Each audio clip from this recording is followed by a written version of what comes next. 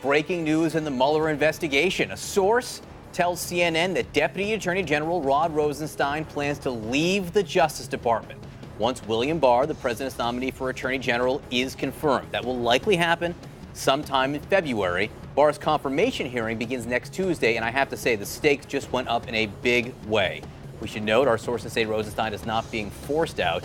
He has overseen the special counsel's Russia investigation for more than a year, and with him gone, it means that oversight of the probe will be led by people who have expressed open and public hostility to at least parts of it.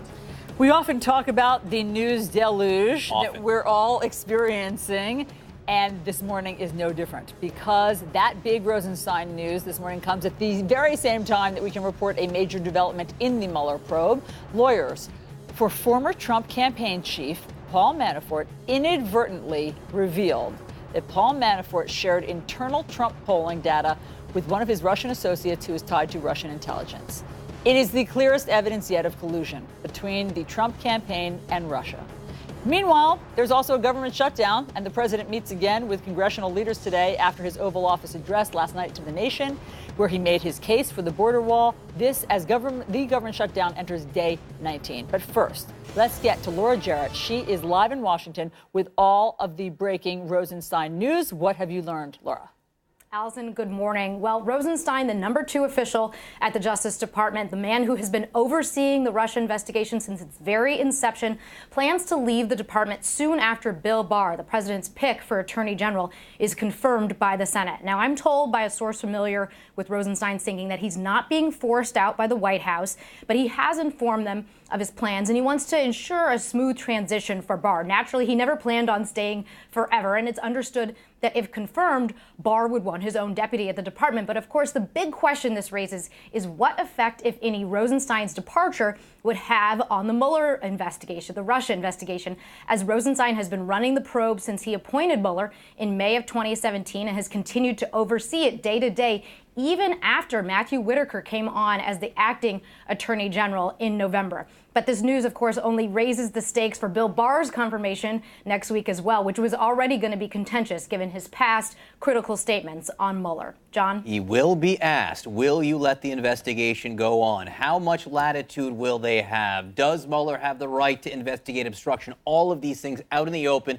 in the next few days. Laura, stick around with us. Also joining us now, the author of The Threat Matrix, Inside Robert Mueller's FBI and the War on Global Terror, Garrett Graff, and CNN political analyst David Gregory. Garrett, Rod Rosenstein, the Deputy Attorney General, has become a household name, which you cannot often say about Deputy Attorney Generals, right, or Attorneys General, I should say.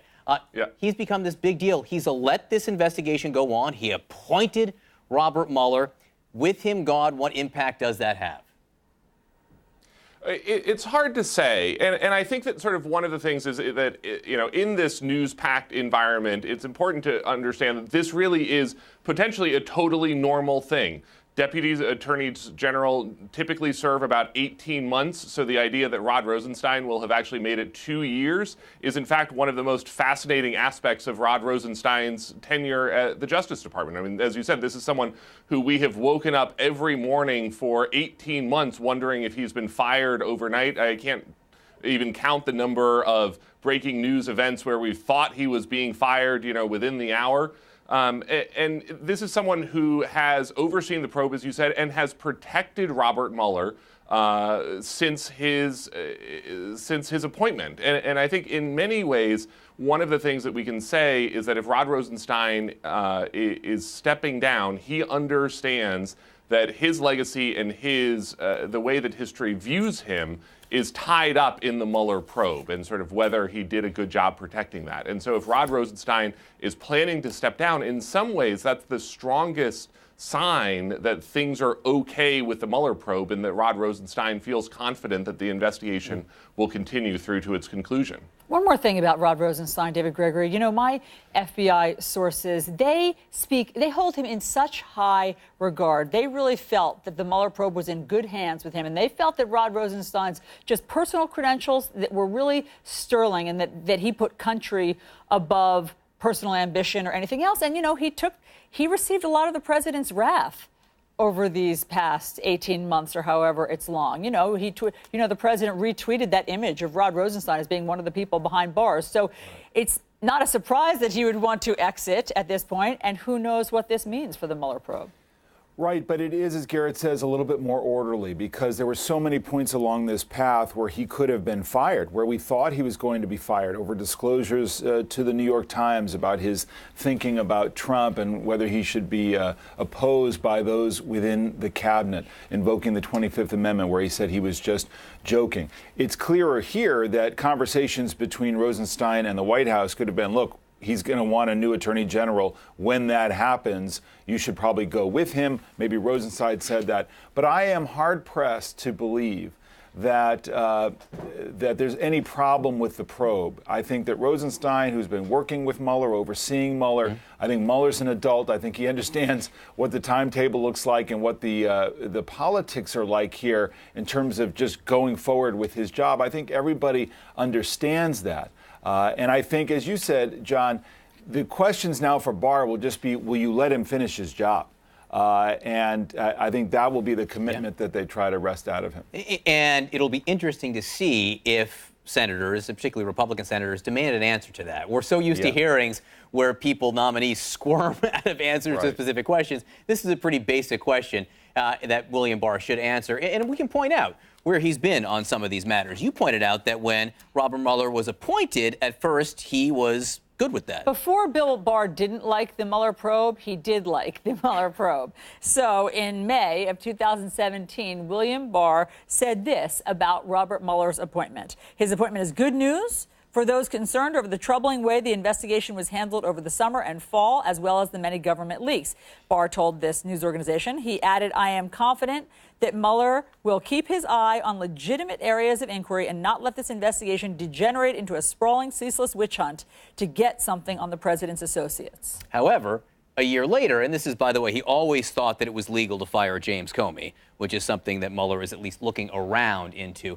A year later, in June of 2018, Bill Barr said Mueller should not be able to demand the president submit to an interrogation about alleged obstruction if embraced by the department. This theory would have potentially disastrous implications, not just for the presidency, but for the executive branch as a whole and the department in particular. You know, Laura, I think a lot of people thought Bill Barr was a safe nominee because he's held the job before and seen as an establishment figure. On the other hand, he's also someone who has had problems with the way Robert Mueller has done some things.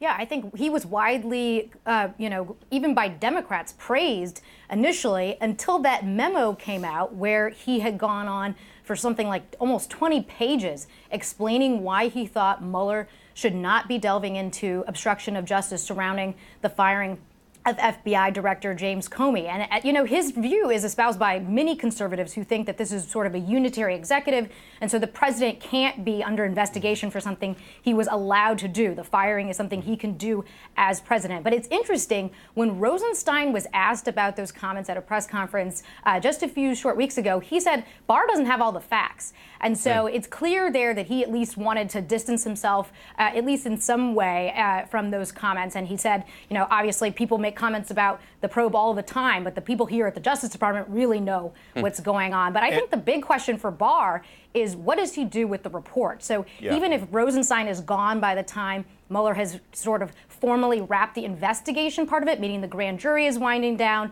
all the sentencing is, what happens to that report? And if that takes many more months after Rosenstein is gone, how does Barr handle that? I think that's the big question. Because where does the report go, right? I mean, ultimately, this becomes a political process if there's ever going to be impeachment. That's an issue for the House and for the Senate. And the person who is overseeing the investigation can make a decision about what gets into a report, what is ultimately sent up to Congress, what becomes public. And that's why his opinions about whether obstruction of justice is a fair game in this investigation, whether this has become a witch hunt, the hopeful sign is just that, Rosenstein has said, well, he doesn't know everything, and then he falls into line once he knows the full breadth of the investigation.